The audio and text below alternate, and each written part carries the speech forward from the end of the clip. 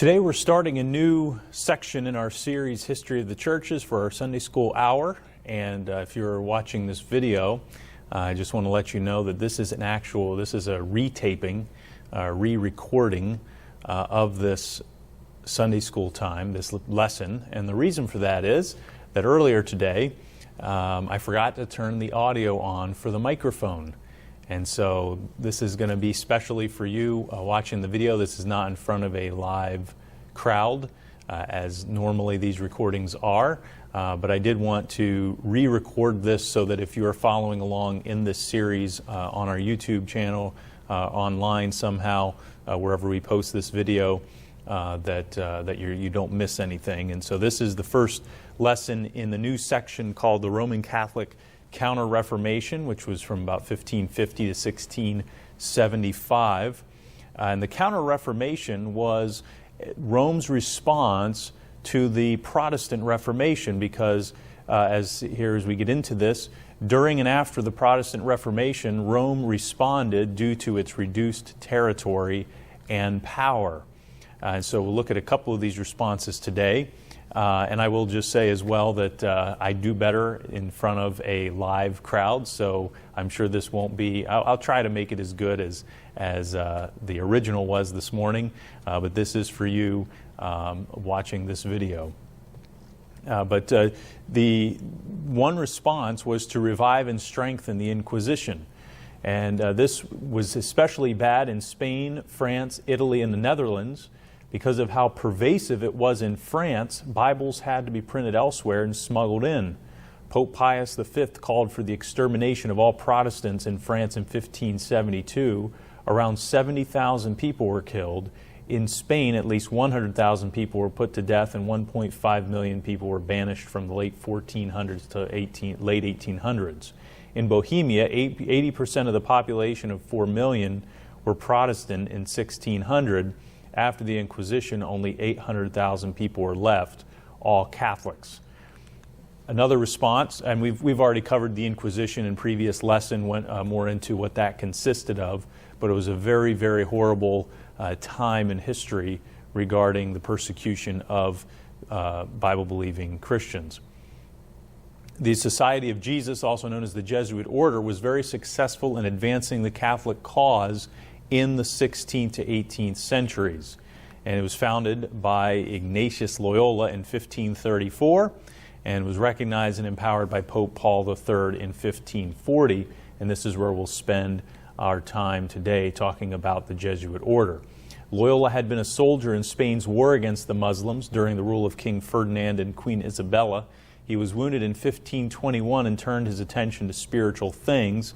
As a matter of fact, the Jesuits refer to their founder, Ignatius Loyola, as a mystic. He was a soldier and a mystic. He was wounded in, as I mentioned here, he was wounded in 1521, turned his attention to spiritual things. He formed the Jesuit Order along military lines. The Pope was his commander and Mary was his queen. The Jesuits took a vow of complete submission to the Pope and their superiors. And straight from the Jesuit website, they say, regarding the vows, as members of a religious order, Jesuits take 3 vows of poverty, chastity, and obedience, and a 4th vow of obedience, specifically in regard to worldwide mission. In other words, Jesuits must be ready to accept whatever mission the Pope requires, a vow that is reflective of our broader dedication to the universal church and to the greater good of all people from all faiths and cultures. Now, they've changed tack a little bit today as far as their approach, maybe a softer, gentler approach. Back in the times of their founding in the early years, and their mission was you stamp out the heretics and you also compel the pagans to follow the Catholic Church. And it was not as kind and gentle as it appears today. But the main thing I want to point out here, though, is they're taking these vows, poverty, chastity, and obedience, but they are wholly submitted to the Pope, to the marching orders of what the Pope says. As a matter of fact, now we do have a Jesuit Pope, and you could say that the Jesuits are the mission agency. They're basically the official mission agency of the Catholic Church. just as there are mission boards and various organizations that work and get the word out, and just as a church we would support missionaries, and we would want to send out missionaries, or we call also messengers or ambassadors for Christ, to preach the gospel and lead people to Christ. They had a mission, and they were very serious about their mission and wholeheartedly committed to that cause. By the time Loyola died in 1556, there were more than 1,000 Jesuit priests. The Society's two main goals were to further Rome's influence among the pagans and to fight against heresy. And in places that had not been settled or previously explored, as far as the in North America and other places, South America, they would send these missionaries through to reach these different people that were living in certain places before America was settled as we know it. And then even in the times after, they continued that work. You might be familiar with the Catholic missions in the New World. They were very evangelistic for their cause.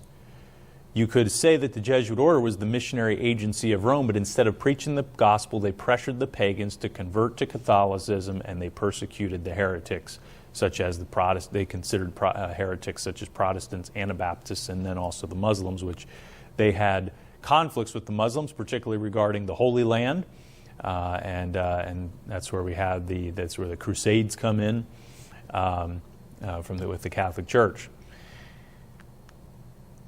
The Society accomplished their goals through assisting the Inquisition, infiltrating and influencing governments, sending out missionaries, and setting up schools. And that's really what I want to focus on a lot is what they're mostly doing now is with the education, and they're sending out their missionaries. They are really zeroed in on that, and they also try to influence government still to this day. They are credited with winning Poland back to the Roman Catholic Church. And speaking of placing a strong emphasis on education, this was from the website of Santa Clara University, which is said right on their site, the Jesuit University in Silicon Valley, describing Jesuit Catholic tradition. A Jesuit education is a complete education. The Jesuit tradition is about educating the whole person, mind, body, and soul, and preparing students to create a more just, humane, and sustainable world. What does that mean? It means you'll be challenged to move out of the classroom and contribute to your community. It means you'll be expected to understand the moral and ethical implications of your academic work and to bring your creativity to bear on the solving of real-world problems. It's easy to talk about working to make the world a better place, but the Jesuits have been doing that work every day for almost 500 years. Now that's subject to opinion and different viewpoints. Really, in the early years, the centuries of the Jesuits, were they making the world a better place by their persecution, by their trying to overthrow governments, and trying to force people to follow the Catholic faith? That would certainly, so we could certainly contest that assertion of making the world a better place every day for almost 500 years. Now, they've been doing their work for 500 years, almost 500 years. Everyone is welcome. Although the Jesuit tradition comes from the Catholic Church, it resonates across campus with students, staff, and faculty of all backgrounds. Even students who aren't religious appreciate SCU's commitment to social justice and community engagement. We live it and breathe it. Nearly every program on campus incorporates some aspect of Jesuit values, from our core curriculum and cultural immersion programs to interfaith dinner discussions and ethics workshops for local teachers. And while, of course, it's not mandatory, many students, staff, and faculty, including non-Catholics, attend weekly Mass as a way to reconnect, re-energize, and remind each other that we as a community are stronger together. Above all else, a Jesuit education is an invitation to fully develop every dimension of your humanity. We welcome people of every faith and background to join the SCU family, which continues to grow and evolve in ways that enrich us all. And then also from College of the Holy Cross, they have a new president. His last name's Rougeau, I believe is how you pronounce it, and this is in Worcester. Rougeau is a national expert in Catholic social thought. His book, Christians in the American Empire, Faith and Citizenship in the New World Order, was released by Oxford University Press in 2008. His current research and writing consider the relationships among religious identity, citizenship and membership in highly mobile and increasingly multicultural democratic societies. He serves as Senior Fellow at the Center for Theology and Community in London, where he researches broad-based community organizing, immigration, and citizenship in the UK as part of the Just Communities Project. I'm thrilled to be joining the Holy Cross community as its new president, said Rougeau. I have long admired the college for its academic excellence, its talented students and accomplished alumni, its dedicated faculty and staff, and its unique place as our nation's only Jesuit Catholic liberal arts college. Our current moment in history cries out for the mission-driven education that Holy Cross provides, and I'm very excited about what this community can accomplish in the years ahead. And what's interesting is what I was reading a lot on the website of the Jesuits is many of the things of what their values are, the same values as the progressive movement today, such as with immigration, social justice, criminal justice, environmentalism. It's the same thing. Now, I don't know if the Jesuits have adopted that because it is growing in popularity, or if they are the driving force behind a lot of this. Not saying all of it, but there's certainly a commonality, a convergence of different ones coming from different directions. Maybe the progressives that have no religious identification whatsoever, as well as the Jesuits, who would certainly be very mission-driven as far as their religion is concerned. One of the things about the Jesuits is they still hold to a pro-life position as far as positionally what they state. But as far as there's a wide variety of different types of Catholics in the world and Jesuits, where I'm sure that is definitely not across the board among all of them. But officially, they still take the position of being against abortion. And it's also important to mention that just because somebody goes to a Jesuit university or high school does not mean that they are at the upper echelon of what the Jesuit agenda is. And there's certainly people who go to the colleges and don't even identify as Catholic or don't really have a regard. They just go for what they believe solid education, because they do try to provide a high-quality education. Jesuit teachers educated millions of young people and spread Rome's influence among the elite of society. And that still continues today, that just because people may not identify as Catholic, if you get Jesuit educated, you're still being influenced by their values. And from on an elder standpoint, as far as on the humanly speaking, there's certainly a lot to be said about wanting to help the poor, wanting to promote a better world. But a lot of that from the Jesuits involves government trying to do things and let's say stamping out poverty. Let's have more socialism, and that's why we see this convergence of the socialist mindset along with even the values of the Jesuits. And the current Pope, Pope Francis, being a Jesuit, speaks a lot of things that really sound like Marxism, communism, and all in the name of their values, as opposed to freedom and human personal responsibility. The Jesuits plotted and often succeeded in the violent overthrow of governments. They unsuccessfully tried to assassinate Queen Elizabeth I in England and were successful in assassinating King Henry III of France. They planned the Spanish Armada, whereby Spain attempted to conquer Protestant England with an invasion of ships. Miraculously, that was foiled. They invented the gunpowder plot, in which Guy Fawkes was caught in the act. According to Encyclopedia Britannica, its object was to blow up the palace at Westminster during the state opening of Parliament, while James I and his chief ministers met within in reprisal for increasing oppression of Roman Catholics in England. The Jesuits are so wicked, caused so much trouble, that they were expelled from different countries many times, even Catholic ones, mostly Catholic ones. So much opposition was mounted against them by various nations that they were suppressed by Pope Clement XIV in July of 1773.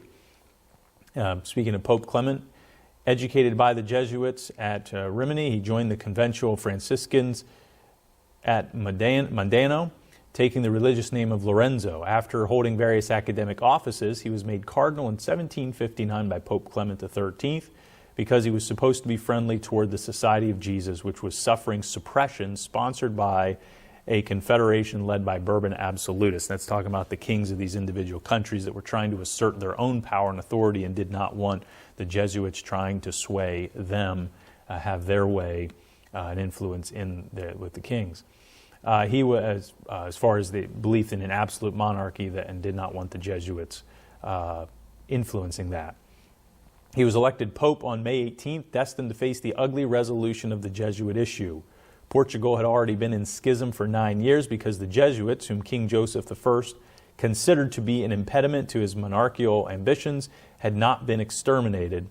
Clement ended the schism by re-establishing a papal ambassador in Portugal and appointing a Portuguese cardinal. In delaying action against the Jesuits, he was subjected to unprecedented pressure and interference.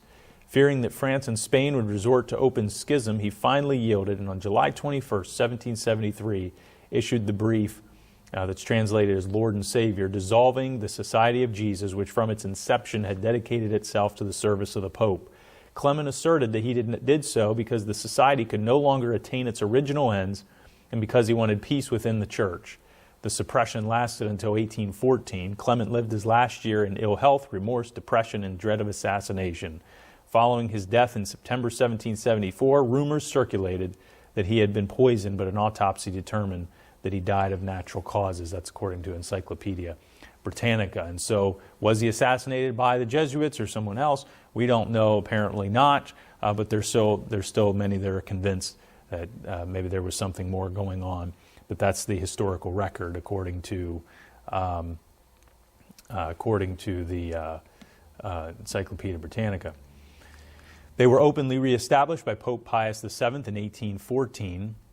President Abraham Lincoln is said to have issued a warning about the Jesuits. Now, this was reported by Charles Chineke, who was a priest in the Church of Rome, and he wrote a book called 50 Years in the Church of Rome. I believe he later became a Presbyterian minister, and so he had a run-in with the Jesuits, had a disagreement with them in Illinois, and evidently Abraham Lincoln had represented him, and he won. They ended up being successful in this legal battle. And so if you ask the Jesuits, they would say this was a lot of his book and a lot of his account was not accurate, and it is just one account with this book, but it is very interesting nonetheless. And so I'm not saying dogmatically that Abraham Lincoln did say this, but Charles Chineke wrote this, that Abraham Lincoln said this. And there's also the Jesuits would dispute that Chineke and Abraham Lincoln were close friends and had a lot of contact afterwards. Chineke makes it sound as if he was close to Lincoln and they both knew the threat of the Jesuits. And so this was the supposed warning that Abraham Lincoln made, according to Chineke.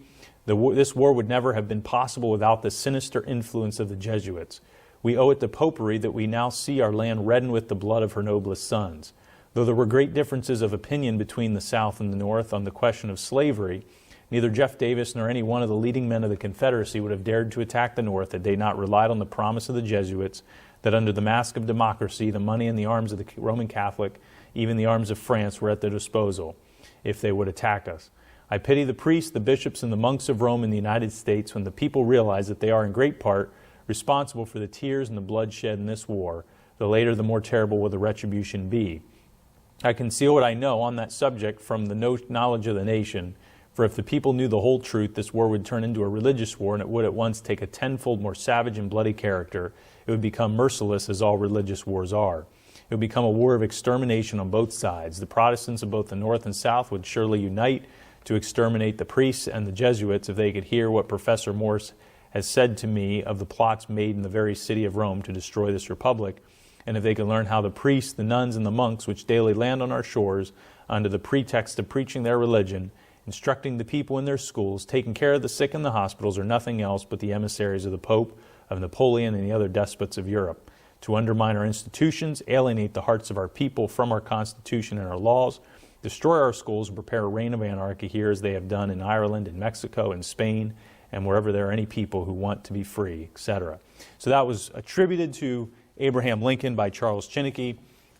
Whether or not he said that, I'm not going to say 100% for sure, but the principles of that statement are true, because it is there is indication that the Pope, Rome, was in support of the Confederacy. And the reason they would be in support of the Confederacy is, going back to that divide and conquer tactic, that the United States was a bastion of religious liberty, which flew in the face of the way that Rome operated.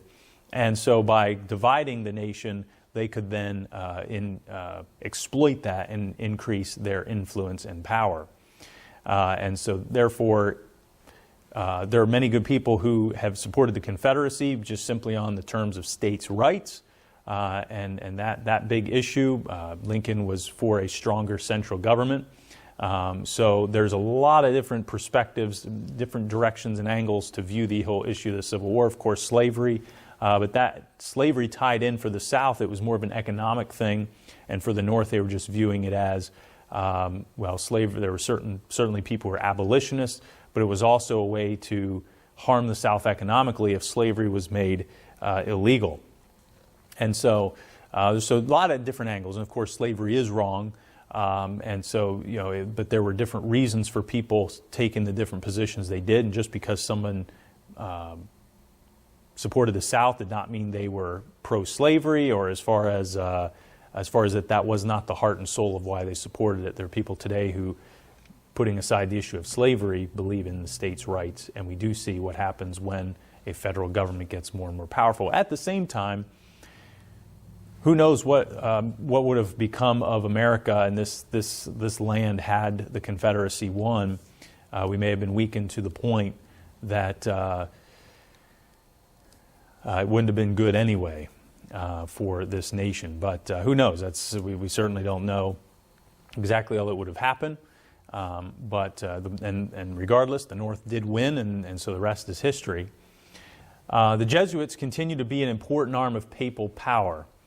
And as far as what they do, it says the service of faith and the promotion of justice is under the heading, the service of faith and promotion of justice. It says, since its founding, Jesuits had been dedicated to the service of the Catholic faith. But at the Jesuits' General Congregation 32 in 1975, the promotion of justice was declared a central part of the Society's mission and a concrete response to an unjustly suffering world. The mandate was not directed exclusively toward the Jesuits already working with the poor and marginalized. Rather, it was the lens through which all apostolic priorities were to be evaluated. Today, the service of faith and the promotion of justice is the animating characteristic of the work being done at Jesuit middle schools, high schools, colleges and universities, parishes and retreat houses, and in ministries around the world. This mission takes many forms, including the works of service, justice, dialogue, and advocacy. In Canada and the United States, the Jesuits' Office of Justice and Ecology, located in Washington, D.C., represents the Society of Jesus, working to increase awareness and engagement with legislators, public officials, corporations, and the Jesuit network on issues including immigration and economic, criminal, juvenile, and environmental justice. And so all of those things are very near and dear to the progressive movement today of what is really sweeping across America and in parts of the world that is leading us to more of a socialist society or with Marxist ideals. And the Jesuits are right along with that.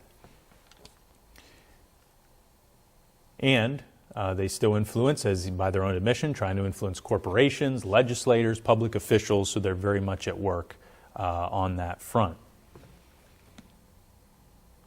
Thankfully, we have the Constitution, freedom of religion at this point, where they cannot do the same things that they used to do in their earlier history of completely dominating the society. But there are different ways to get their work done. And so through the education system, through influence of corporations and political leaders, they can still have great sway. Jesuit-educated leaders include, and this is not saying that all of these are taking marching orders from the Pope or as part of some grand conspiracy, although some of them may very well be. The whole point is showing the great influence that the Jesuits have had on leaders even here in America or other parts of the world. I included Pope Francis on here because he is a Jesuit and he is a leader. He wasn't just Jesuit-educated, he is a Jesuit. John Boehner, who is the Speaker of the House of Representatives, John Brennan, who has been in Homeland Security Department and intelligence agencies, involved in that in different ways, national security.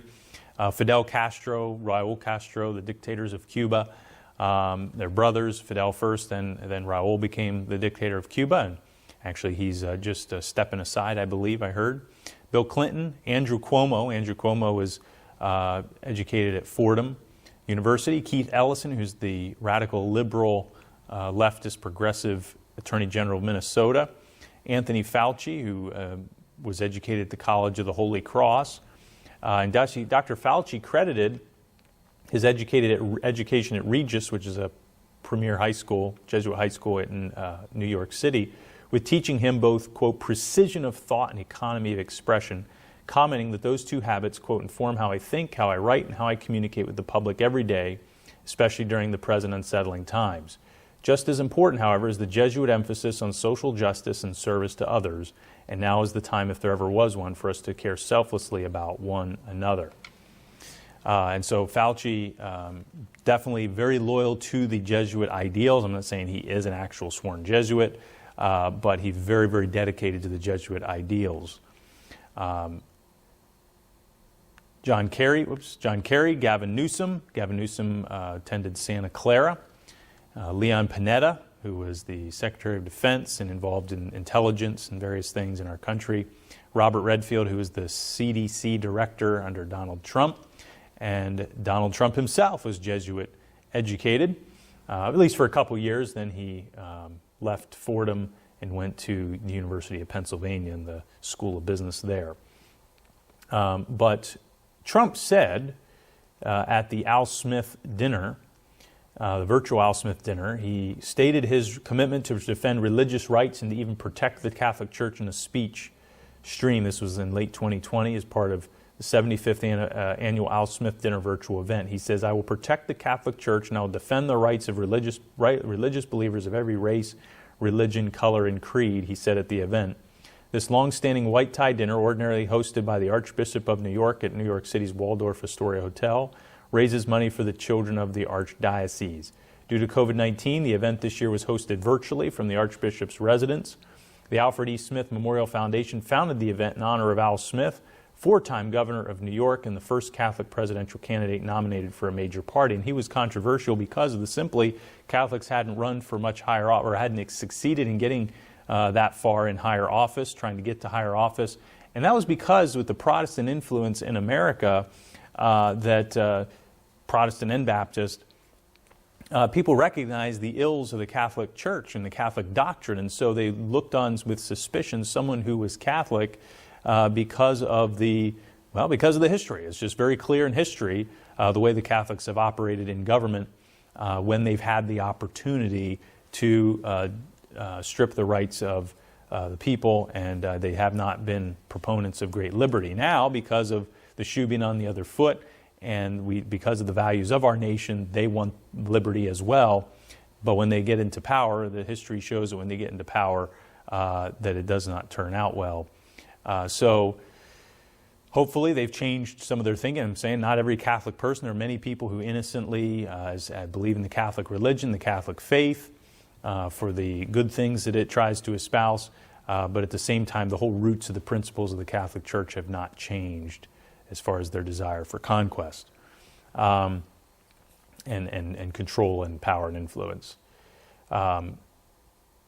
Trump said, now more than ever, our nation needs a renewal of the values that the organization promotes and that the Catholic faithful live out each and every day in peace, Trump said in reference to Foundation's work. Interesting, the wording there, live out each and every day in peace. And for today, that is what they do. They try to help people. They try to take care of the poor, and they've had opened up a lot of hospitals. And so a lot of good works have been done.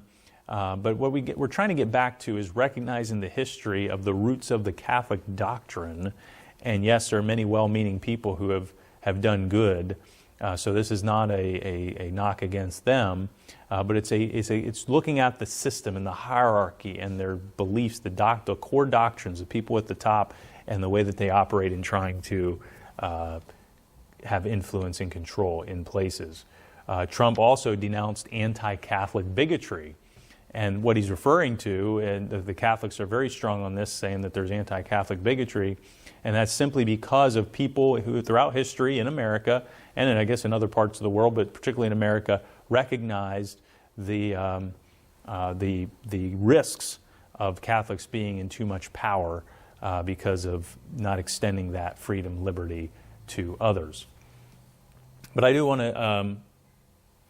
to close with a couple of verses. 2 Corinthians 11, 13 through 15 says, "For such are false apostles, deceitful workers, transforming themselves into the apostles of Christ. And no marvel, for Satan himself is transformed into an angel of light. Therefore it is no great thing if his ministers also be transformed as the ministers of righteousness, whose end shall be according to their works." And no matter how many good works they appear to do, they still have damnable heresy. They believe in damnable doctrine. They are deceitful workers, and they are not Bible believers. They are not true believers in Jesus Christ. They're believers in a church. They're believers in a system, a hierarchy, a power structure, and that is why that there is such a history. And so be cautious of that, just because they do good. And I'm thankful for anybody who does good. Thank the Lord of the good that is done. At the same time, that does not make them ministers of righteousness for the Lord Jesus Christ. They could simply be transformed into angels of light, just as Satan himself is transformed into an angel of light, and they could be transformed as the ministers of righteousness. But look at the end, look at their fruit, look at their works in the end of things, and you can see the way that it turns out. And then 2 Timothy 2:2, "And the things that thou hast heard of me among many witnesses, the same commit thou to faithful men, who shall be able to teach others also." And one of the things that I will say, you could say as a compliment to the Jesuit Order, is that they are laser-like focused, have in a lot of ways, a militant, it was started by a military man, a militant perspective of their mission. Now, we certainly have different ideas of what the mission should be regarding the gospel, regarding how a person truly has peace with God.